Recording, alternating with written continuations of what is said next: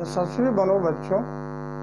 आवश्यकता पार्ट 1 में आप आवश्यकता की परिभाषा, पार्ट 2 में आवश्यकता के प्रकार या श्रेणियाँ। अब आप आवश्यकता की विशेषता भाग 3 में आवश्यकता की विशेषता के बारे में जानेंगे। आवश्यकताओं की अनेक विशेषताएं हैं। जैसे हर व्यक्ति की अपनी विशेषता होती है। कुछ लोग दयालु होते हैं, परोपकारी होते हैं, चंचल होते हैं, बहिर्मुखी होते हैं, अंतर्मुखी होते हैं। ये व्यक्ति की विशेषता होती है। तो आवश्यकताओं की भी विशेषताएं हैं, बहुत विशेषताएं हैं, जिसमें मुख्य विशेषताओं पर हम चर्चा करेंगे।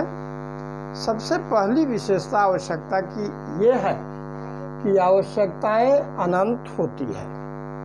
अनंत शब्द से आप परिचित हैं, जिसका कोई अंत न हो, यानी आवश्यकताओं का कोई अंत नहीं होता।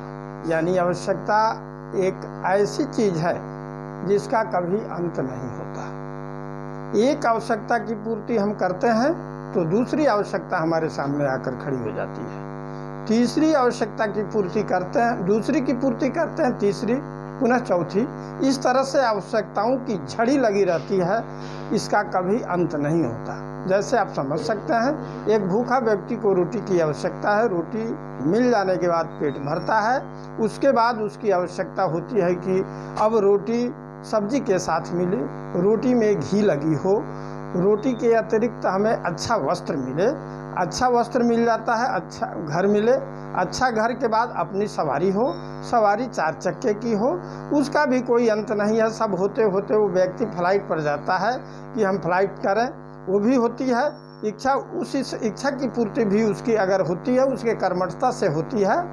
तो पुनः वह अगर इच्छा करता है कि हम चिड़ियों के समान हवा में उड़े, यह इस आवश्यकता की पूर्ति उसकी नहीं होगी। क्योंकि मनुष्य की कुछ आवश्यकताएं ऐसी होती है जिसकी पूर्ति संपूर्ण मानव जाति मिलकर भी करना चाहे तो वो नहीं हो सकता है। हवाई जहाज पर चलने तक की आवश्यकता की पूर्ति होगी, अच्छे मकान की पूर्ति होगी, लेकिन आप चिड़ियों की तरह डैना फैलाते हुए आकाश में या धरती के ऊपर उड़ नहीं सकते हैं। इस प्रकार आप यह समझ लें कि आवश्यकताओं का कभी अंत नहीं होता है। दूसरी विशेषता, किसी आवश्यकता विशेष की पूर्ति की जा सकती है।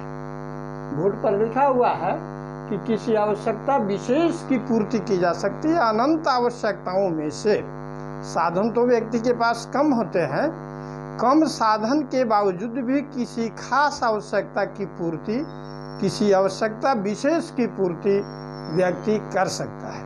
जैसे किसी छात्र के पास 10 रुपये हैं तो उसे कलम खरीदना है, कॉपी खरीदना है, भूख लगी है, नाश्ता करना है। तीनों आवश्यकताएं उसके सामने मुंह बाए खड़ी है। अब वह विद्यार्थी 10 रुपये से तीनों की पूर्ति तो नहीं कर सकता है, लेकिन किसी एक आवश्यकता विशेष की जो उसके लिए जरूरी हो, उसकी पूर्ति वह कर सकता है। तो यह आवश्यकता की एक विशेषता हुई कि किसी आवश्यकता विशेष की पूर्ति की जा सकती है। तीसरी आवश्यकता, कुछ आवश्यकताओं में आपस में प्रतियोगिता होती है। आवश्यकताएं अनंत है या स्पष्ट है, तो कुछ आवश्यकताएं मनुष्य के सामने कभी कभी परिस्थिति बस ऐसी आ जाती है जो आपस में कॉम्पिटिटिव होती है। यानी किस आवश्यकता की पूर्ति हम करें, क्योंकि साधन हमारे पास सीमित है। यह हमेशा याद रखेंगे कि मनुष्य के पास साधन सीमित होता है, जैसा कि प्रोफेसर ओविंस ने अपने अर्थशास्त्र में भी बताया है। तो सीमित साधनों से हम अनंत आवश्यकताओं की पूर्ति नहीं कर सकते हैं। तो कभी कभी मनुष्य के जीवन में ऐसा समय भी आता है कि कुछ आवश्यकताएं सामने आती है और उन आवश्यकताओं के बीच आपस में प्रतियोगिता होती है। एक आवश्यकता कहती है कि हमारी पूर्ति पहले करो, दूसरी कहते हैं कि पहले हमारी पूर्ति करो। अब मनुष्य को वहाँ चुनना पड़ता है कि हम किस आवश्यकता की पूर्ति पहले करें।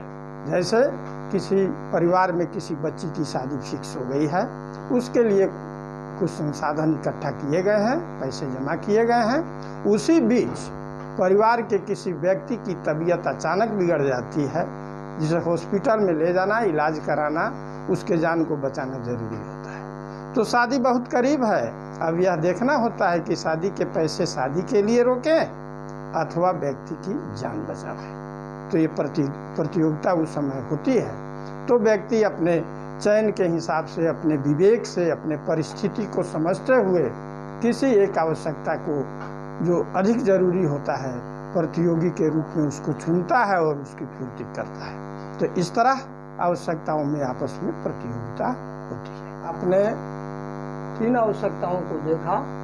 आवश्यकता की चौथी विशेषता है कुछ आवश्यकताओं का अनुभव बार बार होता है।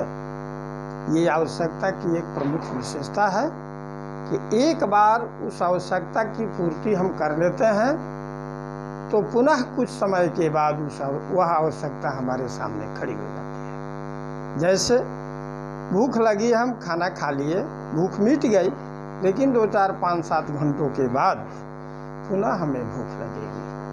प्यास लगी है, पानी पी लिए, पुनः कुछ घंटों के बाद हमें प्यास लगेगी। तो ये भूख और प्यास की आवश्यकता का अनुभव हम बार बार करते हैं। हम चाहें कि एक बार इसकी पूर्ति कर लें तो कुछ दिनों तक निश्चिंत रहें, ऐसा नहीं होगा। इसका अनुभव बार बार होता है और बार बार इसकी पूर्ति मनुष्य को करना पड़ता है। ये आवश्यकता की एक प्रमुख विशेषता हुई। 5वीं विशेषता, कुछ आवश्यकताएं आदत बन जाती है। मनुष्य की कुछ आवश्यकताएं ऐसी है जो आदत बन जाती है, जैसे खैनी, तंबाकू, पान, सिगरेट, अफीम, शराब का सेवन करने वाले लोगों के लिए ये आवश्यकता है। खैनी खाने वाले लोग मोटे तौर पर खैनी की आदत लग गई है, खैनी नहीं मिलेगी, बेचैनी बढ़ जाएगी। इस आवश्यकता की पूर्ति के लिए वह हर संभव प्रयास करना चाहेंगे। भूख को थोड़ा देर के लिए रोक सकते हैं, खैनी के ताक को थोड़ा देर के लिए नहीं रोक सकते हैं। ऐसे ही शराब पीने वाले लोगों की भी आदत बन जाती है। तो ये आवश्यकता सबके लिए नहीं होती है, लेकिन जिनको आदत लग गई उनके लिए यह आवश्यकता बन गई और अंततः इसकी पूर्ति उस व्यक्ति को करना पड़ता है। 6ठा, वर्तमान की आवश्यकताएं भविष्य की अपेक्षा तीव्र होती है। भूत, वर्तमान, भविष्य 3 काल होते हैं। भूत की बात छोड़ दीजिए, वर्तमान और भविष्य की चर्चा कीजिए। कोई व्यक्ति वर्तमान में कुछ पैसे जमा करके रखा हुआ है कि अगले अप्रत्याशित आवश्यकताओं की पूर्ति करेंगे, तब तक तत्काल में कुछ ऐसी आवश्यकता आ जाती है कि उस राशि को वर्तमान आवश्यकता पर मनुष्य को व्यय करना पड़ता है। जैसे बच्ची की शादी के लिए 10 साल बाद शादी होगी, बच्ची की कुछ धन इकट्ठा करके रखा गया है।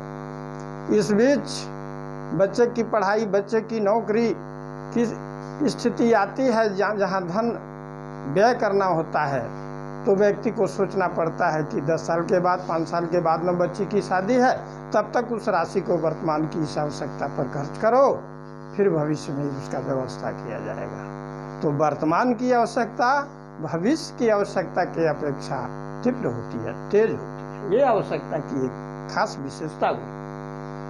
कुछ आवश्यकताओं की पूर्ति में प्रतिस्थापन वस्तुओं का प्रयोग किया जा सकता है। जैसे व्यक्ति को भूख लगी है तो भूख की आवश्यकता को पूरा करने के लिए हम रोटी खा सकते हैं, चावल खा सकते हैं, फल मूल खा सकते हैं, और भी अनेकों खाद्य पदार्थ है जिसको खाकर हम भूख की तृप्ति कर सकते हैं, भूख की आवश्यकता को पूरा कर सकते हैं। ये जरूरी नहीं है कि भूख लगी है तो हम रोटी ही खाएंगे तभी हमारी भूख मिटेगी, भूख लगी है तो हम चावल ही खाकर भूख मिटाएंगे, ऐसी बात में जो उपलब्ध है वह खाकर भूख की आवश्यकता की पूर्ति हम कर सकते हैं। प्यास लगी है, पानी पीकर हम प्यास की आवश्यकता की पूर्ति करते हैं। पानी उपलब्ध नहीं है तो कोल्ड ड्रिंक से भी हम अपने उस आवश्यकता की पूर्ति कर सकते हैं। वो भी नहीं है तो जो भी पेय पदार्थ उपलब्ध है वो पीकर हम प्यास की आवश्यकता की पूर्ति कर सकते हैं। तो यहाँ कुछ आवश्यकताओं की पूर्ति में प्रतिस्थापन वस्तुओं का प्रयोग किया जा सकता है। यह भी आवश्यकता की एक प्रमुख विशेषता हुई। अब बच्चों, आवश्यकता चैप्टर समाप्त हुआ। इसमें जहाँ जो बातें जिसको समझ में नहीं आएगी वो पुनः उस वीडियो को दोबारा देखेंगे। मामला ज़्यादा स्पष्ट किया गया है। फिर भी कुछ समझ में नहीं आवे तो कमेंट आना चाहिए, उसको सुधार किया जाएगा, उसको दूर किया जाएगा। और जो भी छात्र के लिए उपयोगी चैप्टर हो, जो अभी तक वीडियो के माध्यम से आपके पास नहीं पहुंच पाया हो, आप निश्चित रूप से उसको चिन्हित करके बताने का प्रयास करेंगे कि इस चैप्टर पर वीडियो दिया जाए, अवश्य वीडियो उस चैप्टर पर दिया जाए। हमारा अगला वीडियो अर्थशास्त्र की प्रकृति के बारे में होगा। हर व्यक्ति की, हर चीज़ की अपनी प्रकृति होती है, तो अर्थशास्त्र एक सामाजिक विज्ञान है, इसकी भी अपनी कुछ प्रकृति है। प्रकृति क्या है, यह कैसा विज्ञान है, इसके बारे में हम अगले वीडियो के माध्यम से जानेंगे, समझेंगे।